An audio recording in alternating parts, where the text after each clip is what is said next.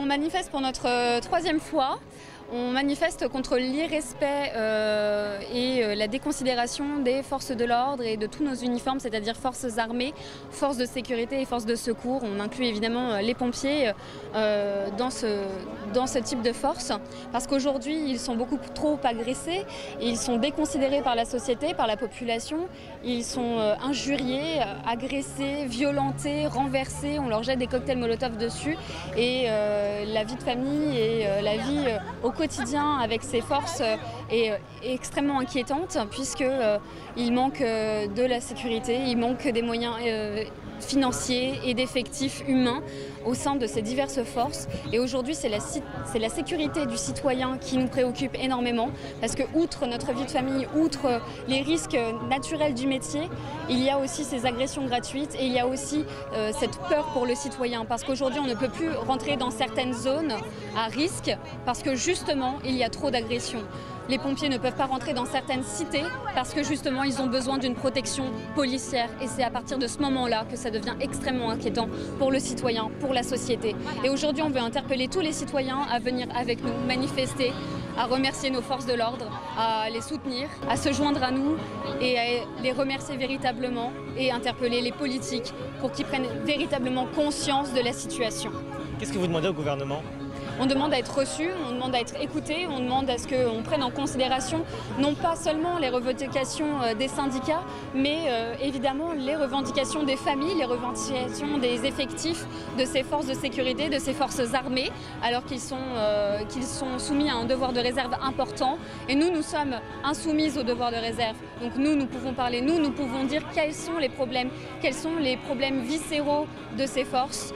Qu'est-ce qui les empêche aujourd'hui de travailler correctement pour protéger la société? Notre association existe depuis 1 an. On va fêter lors de notre manifestation ces 1 an. Et il est très important pour nous de continuer, parce que comme rien n'a changé depuis 1 an, on va continuer jusqu'à ce que les choses changent, jusqu'à ce que nous soyons beaucoup plus rassemblés, que les citoyens nous rejoignent et que enfin les politiques se préoccupent un petit peu de ce qui se passe sur le terrain et dans la vie des citoyens. 35 suicides depuis le début de l'année, toutes forces confondues. 6 gamins depuis le début de l'année, et ça paraît, personne n'en parle. On est à 7 gamins, donc Pourquoi c'est important de venir montrer votre soutien aujourd'hui? Parce que ce sont des femmes courageuses qui en ont assez de voir leurs policiers, leurs gendarmes, leurs maris, leurs compagnons caillassés. Parce que maintenant on a franchi une cote d'alerte avec l'agression sur des enfants. Un enfant de 13 ans là, qui s'est fait agresser dans un collège parce que son père est policier. Et il est inacceptable que la justice ne réagisse pas. Il est inacceptable qu'on laisse nos policiers, nos gendarmes, leurs familles en danger. Sur le plan politique, qu'est-ce qui ne va pas? Qu'est-ce qu'il faudrait ajouter, améliorer? On sait tout ce qu'il faut faire. Tout le monde sait ce qu'il faut faire.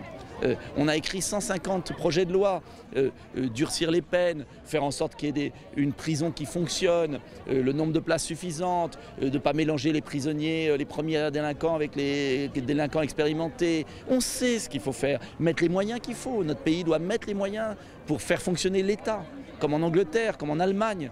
Donc tout le monde sait ce qu'il faut faire, on ne le fait pas depuis des années. Parce qu'il y a en France un vieil esprit que finalement la police et les gendarmes, c'est pas si important. Eh bien maintenant les Français commencent à comprendre que si les policiers et les gendarmes craquent, eh bien, qui va les défendre? Vous êtes le seul politique présent aujourd'hui, comment vous analysez qu'on n'en parle pas plus que ça? Écoutez, je n'ai jamais critiqué mes collègues, je fais mon boulot et puis laissez-les où ils sont.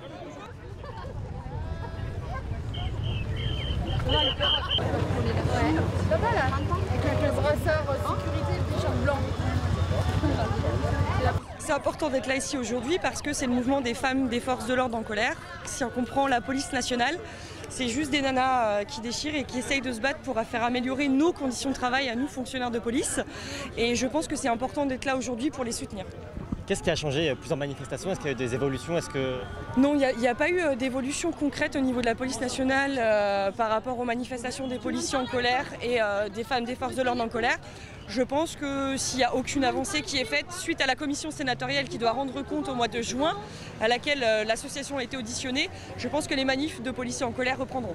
Avec Macron, est-ce que vous avez été plus entendu ou moins entendu? Visiblement non. Officiellement, on a été invité à une commission sénatoriale, à une commission au niveau de l'Assemblée nationale. Donc on a une forme de reconnaissance connaissance au niveau des, on va dire, du gouvernement actuellement en place, mais officiellement par l'administration police nationale, aucune. Qu'est-ce qui va se passer là dans les mois à venir? Dans les mois à venir, je pense que si on a une nouvelle catastrophe avec des collègues agressés et vu que le nombre d'agressions se démultiplie, la police pourrait retourner dans la rue. Si les policiers retournent dans la rue, comme on a vu en 2016 avec les policiers sur les Champs-Élysées le soir, qu'est-ce qui va se passer? Est-ce que ça pourrait faire bouger le gouvernement? C'est le seul moyen d'action? Je pense que si la police retourne dans la rue, cette fois-ci, malheureusement, on ne se laissera plus avoir comme ça a pu être fait, où on a eu des effets d'annonce avec des budgets de 250 millions d'euros qui n'ont jamais été alloués à la police nationale. Donc je pense que là, oui, effectivement, on fera en sorte que les choses bougent.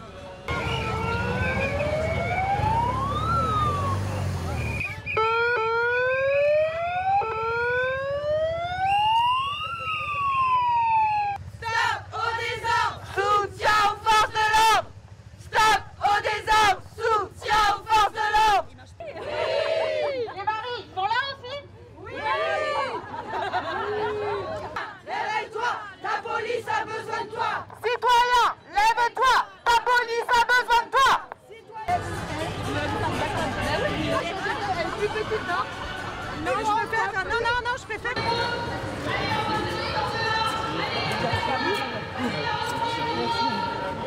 Merci. Elle commence à tirer là.